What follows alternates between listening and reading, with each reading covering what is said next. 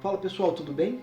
Sejam bem-vindos ao nosso canal mais uma vez e hoje vamos juntos estudar a terceira lição desse trimestre maravilhoso que estamos tendo. Então pegue a sua Bíblia, pegue a sua lição e vamos juntos estudar esse tema.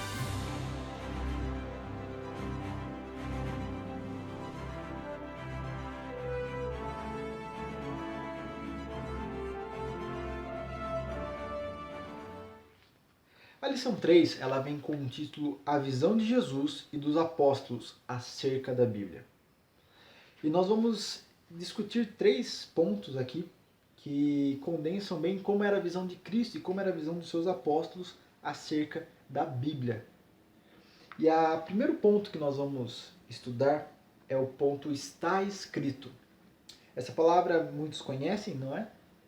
É a palavra que Cristo usou para se defender das tentações do inimigo. Após o seu batismo, Cristo é levado para um deserto onde fica 40 dias sem comer, sem beber, debilitado, preparando para o ministério que estava por vir. E então Satanás vem e começa a tentar Cristo, e tenta uma vez, tenta duas, tenta três, mas Cristo sempre responde de uma maneira efetiva, sempre responde de uma maneira baseada na palavra. Se você for abrir a sua Bíblia em Mateus, no capítulo 4, verso 4, fala assim: Jesus, porém, respondeu: está escrito, não só de pão viverá o homem, mas de toda palavra que procede da boca de Deus. Cristo usou essa expressão para apontar textos e trechos do Antigo Testamento, em que ele se baseava, em que ele estudava, trechos que ele tinha certeza ser a verdade. E sabe o que é muito interessante? Muitas pessoas gostam daquela parte onde Cristo fala: amarás a Deus sobre todas as coisas e amarás ao teu próximo como a ti mesmo. Só que Cristo ele não criou aquelas palavras ali.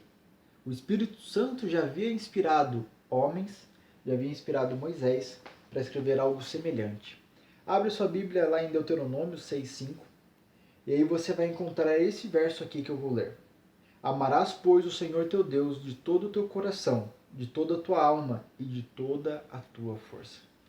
Bem parecido com amar ao teu Deus sobre todas as coisas, não é?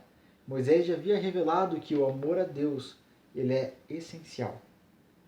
E se você abrir em Levíticos, no capítulo 19 e o verso 18, fala assim: não te vingarás, nem guardarás ira contra os filhos do teu povo, mas amarás o teu próximo como a ti mesmo. Eu sou o Senhor. Esse capítulo 19 vem trazendo várias regras de convivência para o povo de Deus, onde o amor entre irmãos deveria prevalecer. Como é maravilhoso pensarmos que aquela imagem de um Deus tirano, um Deus vingativo, um Deus que gostava de mortes e sangue do Antigo Testamento e um Deus amoroso, bondoso e que perdoa do Novo Testamento. Isso é apenas uma invenção humana. A essência de Deus é amor, no Antigo e no Novo Testamento. Tanto lá atrás com Moisés, o primeiro escritor bíblico dos 5 primeiros livros, ali Deus já mostra o amor é o centro da mensagem. O amor para Deus, o amor para o próximo. E Cristo vem reforçar essa ideia. Cristo vem mostrar para o homem que ainda não entendia, de uma maneira fácil e clara, que o Antigo Testamento é a essência do amor de Deus, do mesmo jeito que o Novo. O plano de salvação está presente tanto no Antigo quanto no Novo. E toda vez que Cristo se referia a alguma mensagem, alguma passagem do Antigo Testamento, ele não falava como algo que é ultrapassado, como algo que precisa ser renovado, como algo que perdeu a sua validade. Não. Cristo cita as passagens do Antigo Testamento como verdade, como algo vivo, algo que existe até os dias de hoje. Como é maravilhoso sabermos que Cristo considera o Antigo Testamento como parte da sua palavra como um todo. O segundo ponto que nós vamos estudar é sobre os ensinos de Jesus. Cristo ali, ele ensinava aos seus discípulos de uma maneira muito especial que nós vamos entender e conhecer. Se você pegar a sua Bíblia e abrir Lucas, no capítulo 24, verso 27, só tendo um contexto antes de ler, ali 2 discípulos estavam a caminho de Emaús após a ressurreição de Cristo, mas eles ainda não sabiam que Cristo havia ressuscitado. Eles estavam desanimados, tristes, porque o seu mestre havia morrido numa cruz. Então eles estavam nesse caminho e Cristo se aproxima e eles não reconhecem Cristo.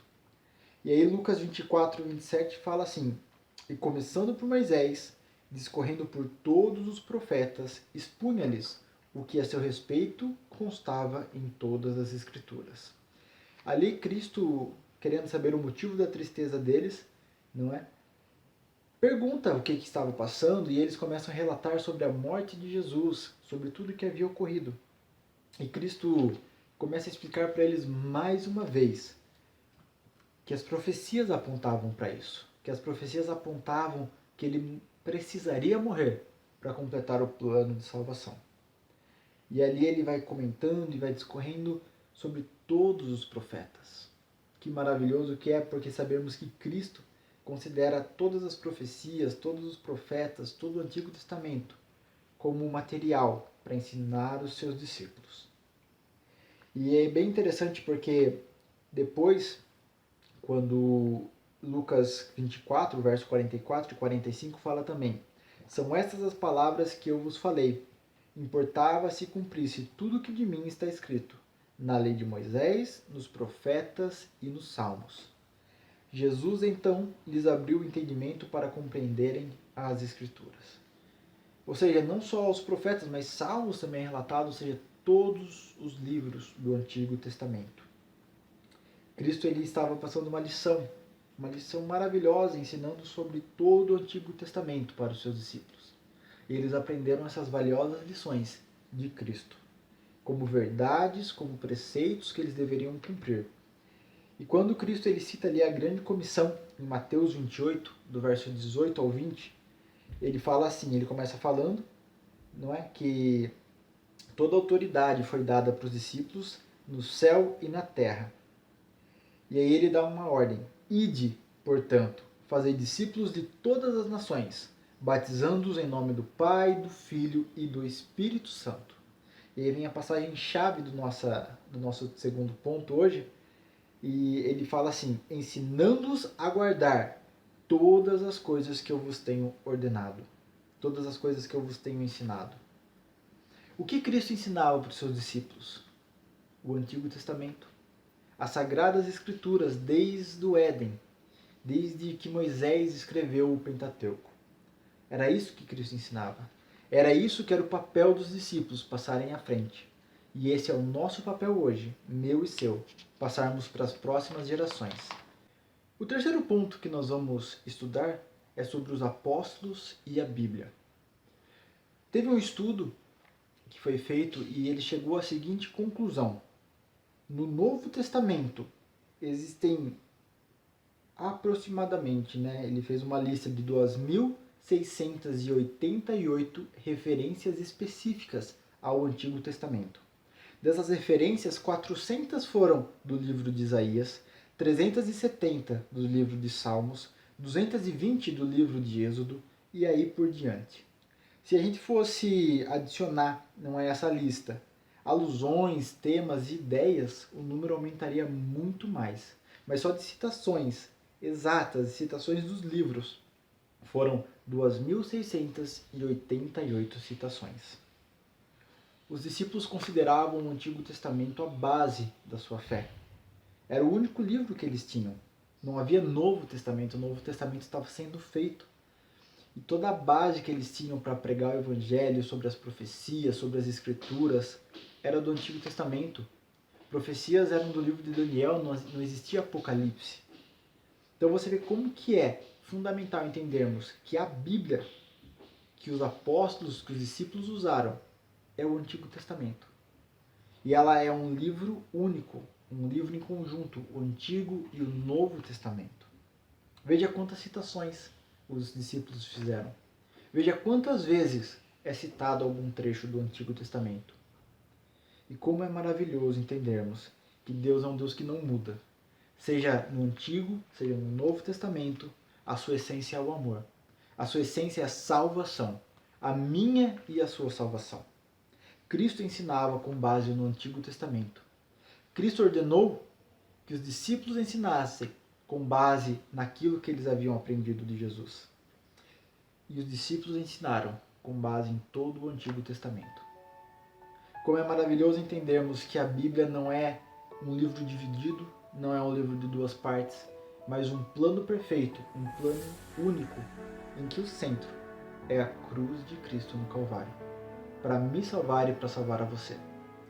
Fiquei muito feliz que você assistiu mais essa lição, que juntos nós possamos aprender e nos envolvermos mais nessa missão maravilhosa. Fique com Deus e um grande abraço.